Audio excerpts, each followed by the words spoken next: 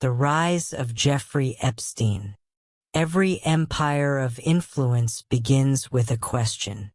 Not who ruled, but how they entered the room. For decades, cameras captured the same man standing beside extraordinary power. Presidents welcomed him. Billionaires entertained him. Famous intellectuals spoke with him as if he belonged there. Jets waited for his schedule. Mansions opened their gates. An island in the Caribbean carried his presence like a signature. To the world watching from the outside, he looked established, permanent, almost inevitable. Yet behind the image was a mystery no one could answer clearly. Who exactly was Jeffrey Epstein, and how did he climb so high? He was born in Brooklyn in 1953. No royal bloodline. No vast inheritance. No famous surname acting as a passport. He grew up in an ordinary environment, far removed from the private conferences and diplomatic circles that would later define his life. He attended college, though he never completed a degree. For most people, that detail would quietly limit certain doors. For Epstein, it did not.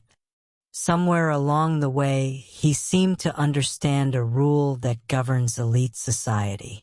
If you cannot inherit power, you position yourself next to it. In the 1970s, he began teaching mathematics at an exclusive school in Manhattan.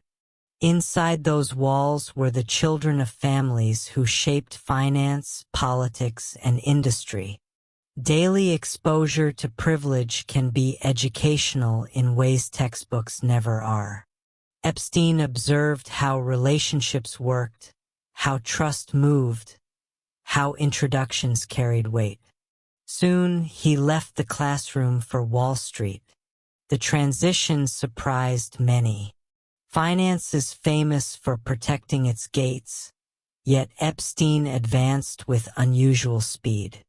Senior figures supported him. Opportunities arrived.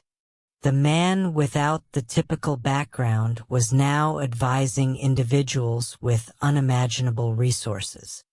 He presented himself as discreet, brilliant, able to navigate complex financial worlds while protecting the privacy of the ultra-rich.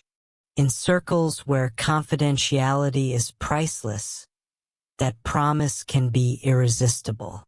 Money followed, or at least the appearance of it did. By the time most people heard his name, Epstein possessed properties that rivaled royalty. A vast Manhattan mansion, residences in Palm Beach and New Mexico, private island, aircraft that transported guests across borders with ease. Journalists would later attempt to map the source of this fortune. Who were the confirmed clients? Which deals generated such wealth? The answers remained frustratingly incomplete. But in elite environments, perception often becomes proof. If someone lives like a billionaire and is welcomed by billionaires, many assume the story checks out. And so Epstein's access grew. He hosted dinners where remarkable combinations of guests appeared. Scientists searching for funding. Political leaders discussing global issues. Business figures exploring opportunity. Epstein placed them together, acting as the social architect of meetings that might never have happened otherwise. He became useful, valuable, difficult to exclude.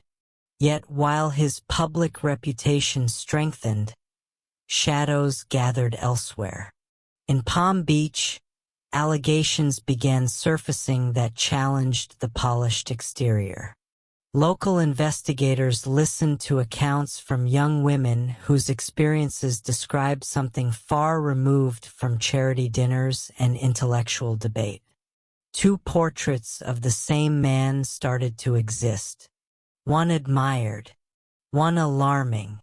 For a time, the admired version dominated. Nationally, many people remained unaware of the growing accusations. Invitations did not stop.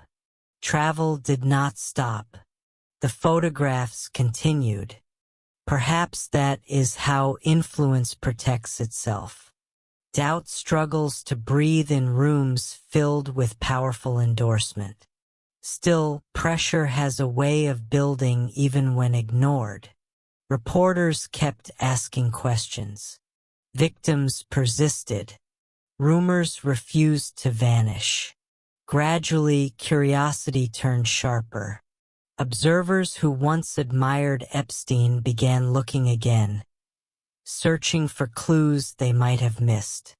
What exactly made him so essential to so many influential figures? Was it wealth, access, or leverage far more complicated than anyone wanted to admit? Whatever the answer, one truth was becoming unavoidable. Jeffrey Epstein had constructed a position near the summit of global society without leaving a clear map of how he got there. And when someone rises that high without transparency, the fall can shake far more than one life. Because Epstein was surrounded by people whose names carried enormous gravity. If questions about him intensified, those questions would inevitably spread outward, toward friends, toward institutions, toward governments. The story was no longer just about a mysterious financier. It was about a network the public had barely begun to see. Soon, events would push everything into the open. Headlines would erupt. Reputations would tremble. Individuals who once enjoyed his company would search for distance. But before that storm arrived, there was the rise, the long period where admiration overshadowed alarm and proximity to power seemed like protection. Understanding that rise is the key to everything that follows. Because next, we step beyond the man and into the circle that elevated him. Who stood closest? Who traveled with him? Who benefited from being inside his world? Episode 2 begins mapping those connections, and once the map unfolds, the scale of this story changes forever.